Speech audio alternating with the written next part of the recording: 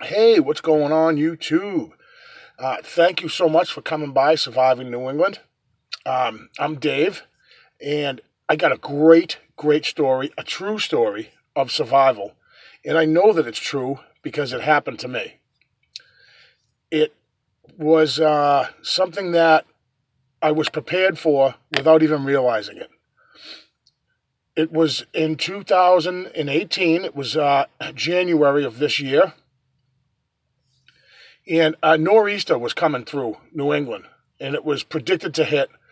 We knew, I knew that this was going to be a really bad storm, 2.5, 3 feet of snow in a short period of time. So I planned this hike a couple of days before. To my family wasn't too happy about it. They're like, "What is wrong with you?" And I said, "Listen, this is something I have to do.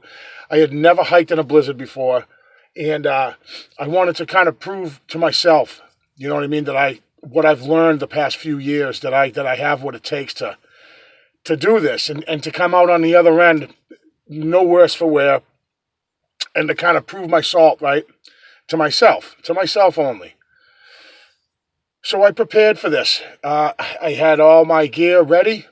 I went out to the state forest that I planned to hike. I knew where I was going to hike. I knew what trail. I knew my hike out, and I had planned my return trip, which way I was going to go. I was going to go out a couple of miles to a certain spot near a lake, and then just do a turnaround and follow my own tracks right back out of the woods, right the way I came in. So I get to the state park, and the blizzard is underway. It's about 4 inches of snow, and there was a dusting when I left my house, and it's only a 20-minute drive. So it was accumulating pretty fast. I get to the state park, into the parking lot, and there is not a soul there. I was surprised that the gate was open to the park. I park my vehicle, I get out, I get all my gear on, I throw on a backpack. Now, this backpack I had was brandy spanking new. I just bought it at a gun show about a month prior. I had never used it, and I said I liked it. It had a couple of features on it that I liked. It actually had a handle on it that was almost like a briefcase type bag, but it had the straps, and it was accordion style. You could pack it with a few things, and it was nice, but it also came way out, and you could unhook the side straps, and you could put a lot of gear in this backpack. And I loved it. It was just an OD green, and I loved it. This thing was great. I said, I'm going to test this thing out today during this blizzard. That was a big mistake that I would soon learn later on in my hike. So I brought with me more than I needed. And I often will say that I'd rather have it and not need it than need it and not have it. And in this case, that rang true. And I believe that it saved my life. And that's the truth, what I believe. So here's how it went. I step out of my vehicle, get all my gear on. I was wearing a jacket that was water resistant. It wasn't waterproof. It was a work jacket, a high visibility, like bright fluorescent green, high visibility work jacket. I wanted that high visibility color because of the wind driven snow. I could be seen. If something ever happened, you could see me clearly. During the winter, there's no foliage except for the pine needles and stuff that they don't drop in the winter, but all the foliage was gone, so you could see me from a distance in this high visibility jacket, and that's really what I wanted. I had a sweatshirt underneath, a hooded sweatshirt on top of that, and 2 t-shirts underneath that. In my backpack, I had already had a high visibility orange, hunter orange sweatshirt. I also had a pullover hoodie, work sweatshirt. It said, where I work and stuff like that. And I had an LL Bean button up flannel hooded shirt. And I stuffed all that stuff inside the bag. I had wool socks I had put in there and dry gloves. And then the 5Cs, all that stuff. I had fire lighting material, and I was prepped for this. And I was gonna confront Mother Nature head on and say, give me your best shot, right? I can take it. I can take it. So I get out hiking, and then the snow was building up fast, and the direction I was hiking in, the snow was right at me. And I remember thinking at the time, man, I wish I had some ski goggles, because it was a really tough type. I had to lean my head into my hike, and I was getting a lot of the snow hitting my chest and building up on my shoulders.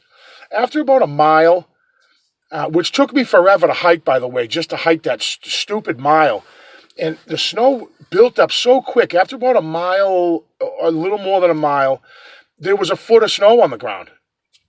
Now, here's another mistake that I made. I have snowshoes, and I actually, when I got out of my van, I get all my gear together. I had the back doors open, and there's my snowshoes. It's not like I forgot them at home. I'm looking at them. I'm like, I don't want to stuff them into my bag. I don't know if I have room. Do I take out my dry clothes or extra layers and sacrifice the layers for the snowshoes? And I decided not to do that. I decided to leave the clothes in the bag and not take the snowshoes. That's a decision that I think may have saved me. But anyways, I set off about a mile or so, and I realized I can feel my shoulders and the front of my jacket I can feel moisture. And I'm sweating a little bit. So I unzip my jacket a bit, and I pull off my hoodie and take off my winter hat, because I don't want to sweat. If you sweat, you die. This was one of those nor'easter storms in New England that it was freezing cold. We get some storms up here in New England that it's just below freezing, and you can have 3 feet of snow. That's like a comfortable, nice, atmosphere for it not being so freezing. This particular storm, it was January this year, happened to be really cold, a cold and a strong blustery wind. The snow was sideways. Wind drifts were insane. I mean, I was going through wind drifts just after a mile, a little plus more than a mile. I was going through snow drifts that were above my knees. 2.5 foot snow drifts, 3 foot snow drifts. So as I started to feel myself getting wet, not only from sweating, but from my jacket that was water resistant, but I soon realized it wasn't going to work. That this was not the ideal jacket to be out in a blizzard, in a snowstorm. At least it wasn't New England rated, I can tell you that right now, because I lived through the stupid thing to tell about it. So I said, okay, I'm going to trudge on a little further. I'm going to look for a good spot to get my jacket off. And now my sweatshirt's wet underneath. I can feel the moisture and I'm starting to get chilly. So I trekked another half an hour, another probably half a mile. So I get about 1.5 miles, 1.75 miles when I'm thinking I need to stop. I'm starting to shiver. My hands are really cold. I'm wearing gloves, and my feet are really cold, and I know what's going on. My core temperature is starting to take heat from my extremities so to keep my heart warm, or my inner core warm, right? So now, again, I'm a little nervous now. I'm like, all right, I got to stop somewhere, get the backpack off, get some dry clothes on, and I had a poncho as well. I forget, I got it at an Army Navy store, really nice poncho. I think was French or something like that. It wasn't even a U.S. made poncho, but nonetheless, it was a great poncho. It had eyelet holes in it, so you could actually use it as a shelter. Very well made, completely waterproof, right? So I should have wore that right when I got out of the van, but I didn't. So regardless, at this point, I said, I got to stop. So I'm going to start looking for a place where I can take my clothes off. Whatever I'm wearing up top, I got to get them off of me, because now I'm wet all around. So it takes me about 15 or 20 more minutes to spot this huge pine tree. And like the branches, the pine boughs are bent way down, and I can see a pocket underneath this pine tree, a big, big mother pine tree. I said, that's my opportunity right there. So I made my way off the trail at this point to get to this spot. And the snow now is a foot and a half, easily a foot and a half of snow. It's up to my shins. And I was like, God, I wish I had my snowshoes. Anyways, I get to the pine tree, and there's a gap between the snow and the actual branches. I had to almost roll over the snow to get into this. Once I was in it, I was amazed at the cover.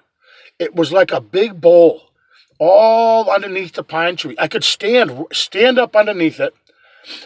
There were some branches at shoulder height, but I found a little pocket, a little area where I could stand up straight as an arrow. I said, this is it. This is the spot. I got to get these wet clothes off. I reach up for the sternum strap to unbuckle the backpack. It's not happening.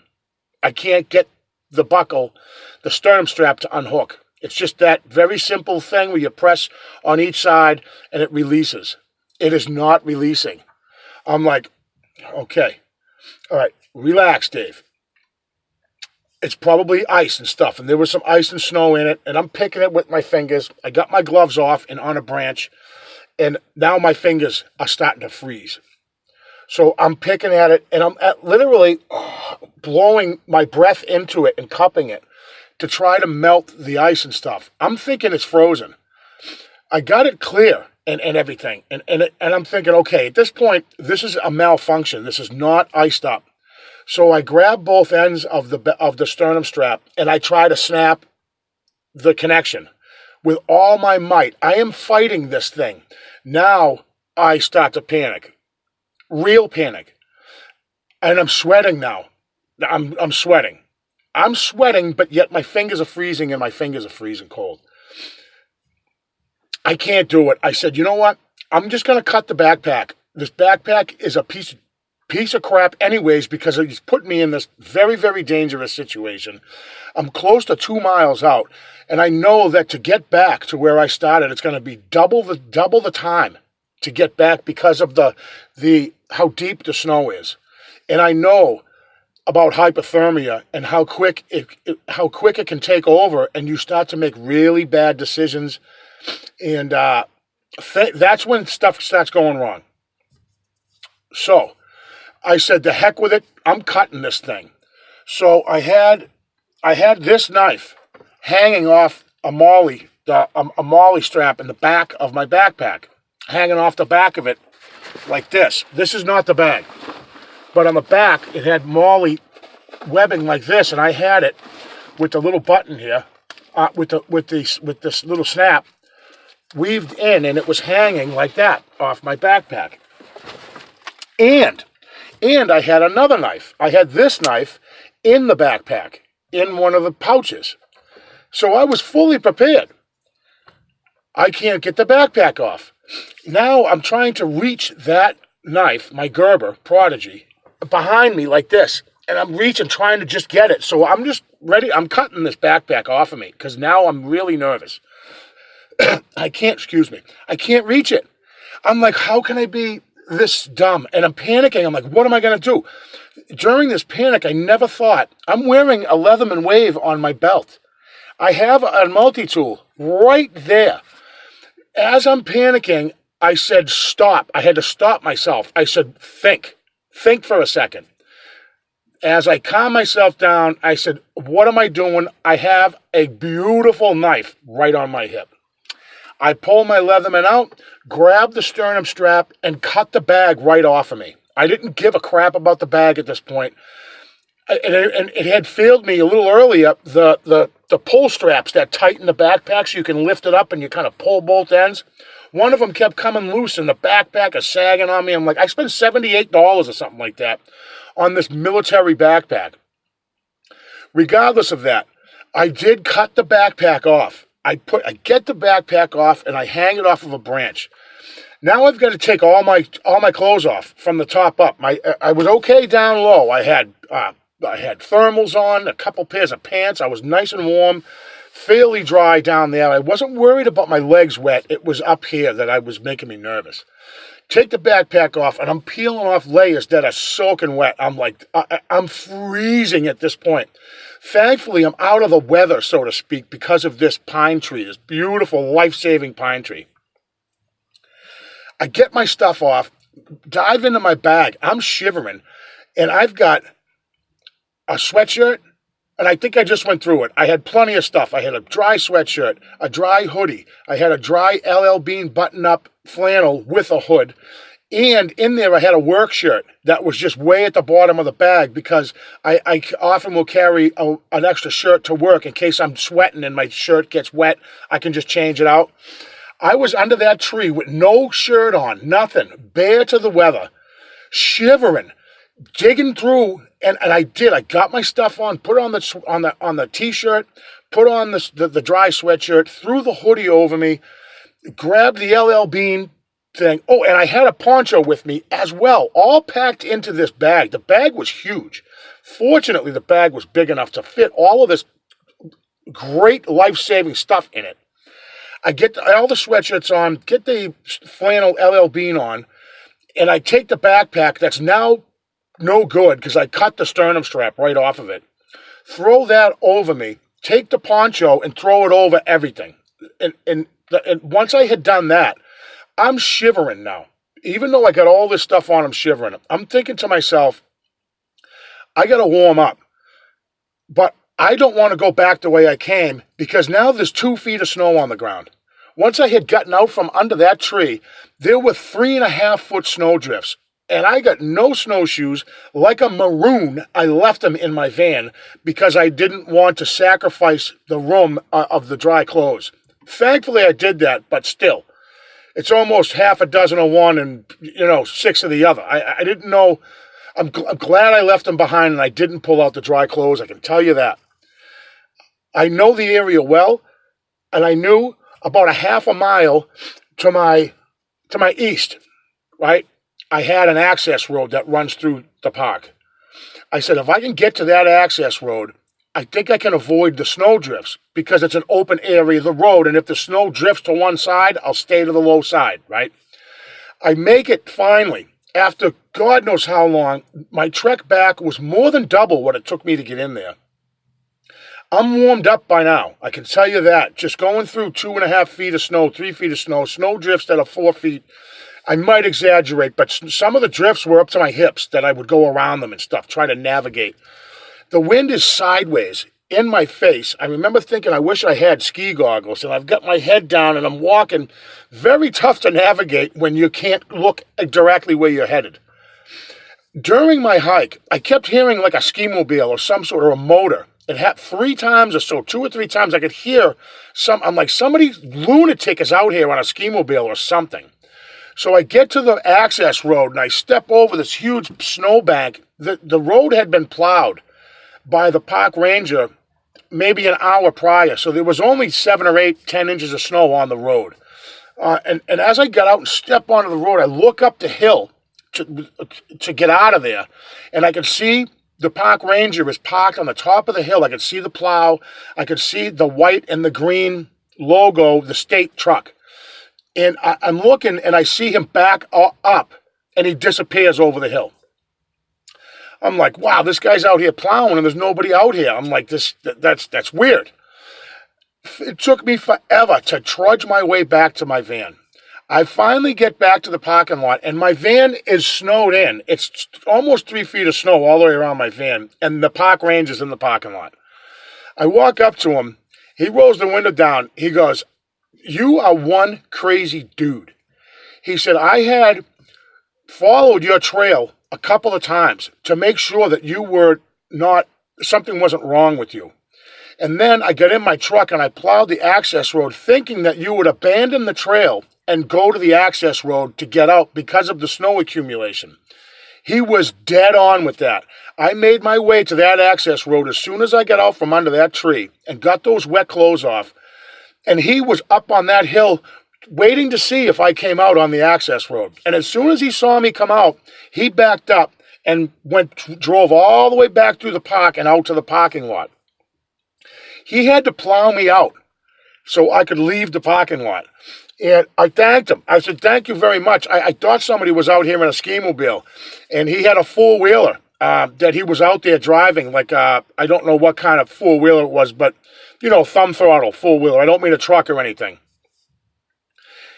I thanked him 100 times, and he he was like, I can't believe you came out here and all this stuff. And my family wasn't happy that I was doing it in the first place, but I wanted to take on, like I said, show Mother Nature I got what it takes. And Mother Nature punched me right in the mouth and said, no, no, no, not so quick, Dave.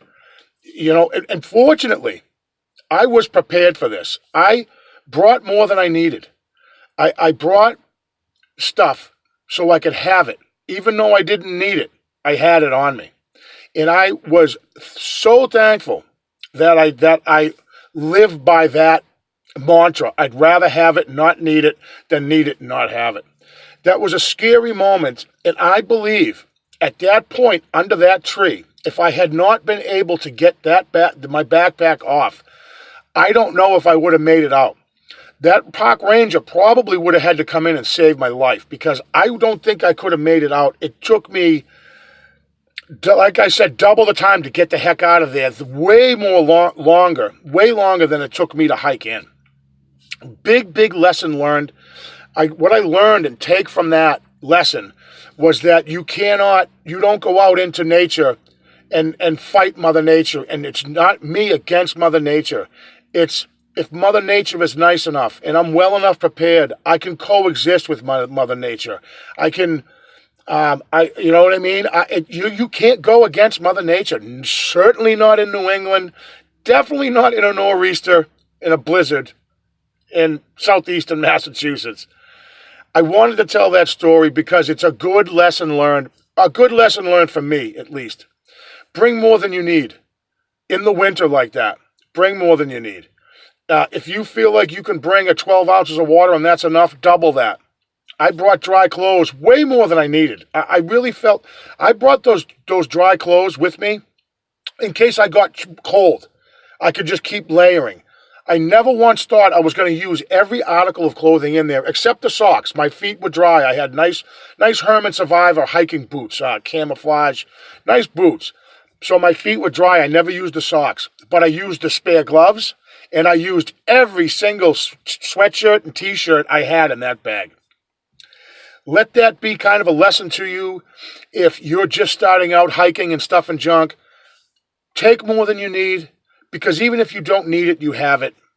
I was in such a panic. I never stopped to light that fire. I could have got a fire going underneath that tree. I could have, and I should have, to warm up. I was so cold because I was bare-skinned to the weather for a good 4 or 5 minutes as I was trying to stuff my clothes back in, the wet clothes in, dry clothes out, get that poncho, get everything on. I was out in the elements too long, and my core temperature, just all the heat was gone. And it took me some serious hiking to build that heat back up. And I will say I was scared. And thank you for Leatherman Wave, for that Leatherman that I carry on my hip. I have now for a couple of years. Without it, I'm not sure what I would have done. I guess I'm not sure. I'm just glad I had it. True story of survival in a New England blizzard. Thank you guys so much for coming by Surviving New England. I really appreciate it, and I'll definitely see you guys on the next one.